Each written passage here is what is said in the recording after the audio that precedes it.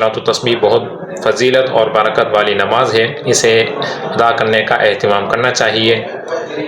تو آئیے اس کا طریقہ سنتے ہیں کہ اس کا طریقہ کیا ہے۔ یہ 4 رکعت نماز نفل ہے، اور جس طرح سے عام نوافل ادا کیے جاتے ہیں ویسے ہی اس کا پڑھنے کا طریقہ ہے۔ صرف ایک چیز جو اس کے اندر جدا ہے وہ ہے تسبیح، جو 300 مرتبہ اس کے اندر تسبیح پڑھی جاتی ہے۔ تیسرے کلمے کا کچھ حصہ اس کے اندر پڑھا جاتا ہے۔ وہ حصہ سماعت فرما لیں: سبحان اللہ والحمد للہ ولا الہ الا اللہ واللہ اکبر۔ اب پڑھنے کی کیا ترکیب ہے کہ کہاں کتنا پڑھیں گے، کیسے پڑھیں گے، یہ سنتے ہیں۔ تو سب سے پہلے نیت اس کی اس طرح کریں گے: 4 رکعت نماز نفل صلاۃ و تسبیح بن کے اللہ تعالیٰ کے لیے، اور اگر امام کے پیچھے ہیں تو پھر امام کے پیچھے اللہ اکبر۔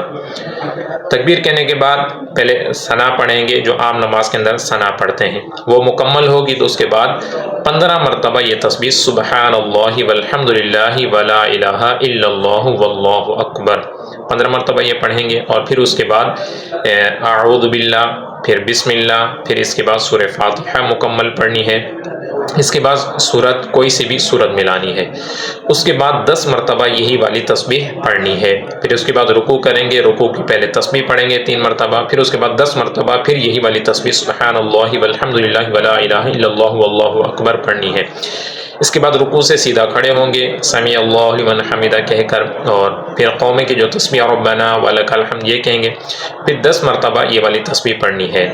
سبحان اللہ والحمد للہ ولا الہ الا اللہ واللہ اکبر۔ اس کے بعد سجدے میں جائیں گے، سجدے کی تسبیح پہلے 3 مرتبہ پڑھیں گے، پھر 10 مرتبہ یہ تسبیح پڑھنی ہے، پھر سجدے سے اٹھ کر بیٹھیں گے جلسے میں،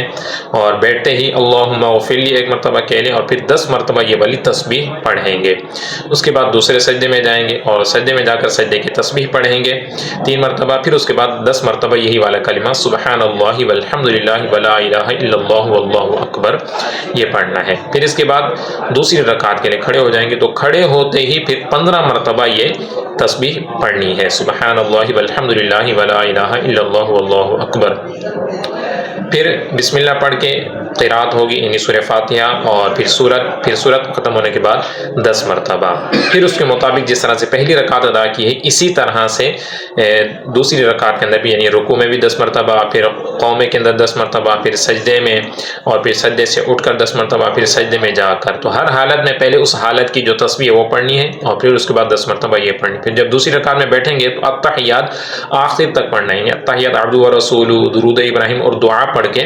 پھر کھڑے ہو جائیں گے۔ کھڑے ہوتے ہی ثنا پڑھیں گے، چونکہ یہ نفل ہے تو 4 رکعت نفل کو بھی سنت غیر مؤکدہ کی طرح پڑھا جاتا ہے، تو کھڑے ہوتے ہی پہلے ثنا پڑھنی ہے، پھر اس کے بعد 15 مرتبہ یہ کلمہ پڑھنا ہے،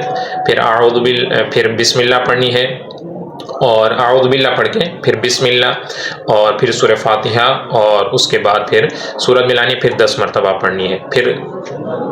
معمول کے مطابق یعنی رکوع میں بھی 10 مرتبہ،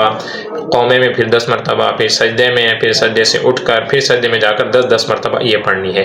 تو یہ تیسری رکعت جیسے کمپلیٹ ہوگی، چوتھی رکعت کے لیے کھڑے ہو جائیں گے، تو کھڑے ہوتے ہی پھر 15 مرتبہ یہ کلمہ پڑھنا ہے، پھر اس کے بعد بسم اللہ پڑھ کے سورہ فاتحہ اور سورت ملانی ہے، اور پھر اس کے بعد 10 مرتبہ یہی کلمہ پڑھنا ہے، پھر رکوع کریں گے، رکوع میں پھر رکوع کی تسبیح پہلے پڑھنی ہے، پھر 10 مرتبہ یہی کلمہ سبحان اللہ والحمد للہ ولا الہ الا اللہ واللہ اکبر پڑھنا ہے۔ رکوع سے کھڑے ہو کر قومے کی تسبیح، اور پھر 10 مرتبہ قومے کے اندر، پھر سجدے کے اندر، پھر سجدے سے اٹھ کر یعنی جلسے میں 10 مرتبہ، پھر دوسرے سجدے میں جا کر 10 مرتبہ، اور پھر دوسرے سجدے سے اٹھ کر التحیات پڑھنی ہے، اور پھر اس کے بعد درود ابراہیم، اور پھر دعا پڑھنی ہے، اور دعا پڑھ کے بعد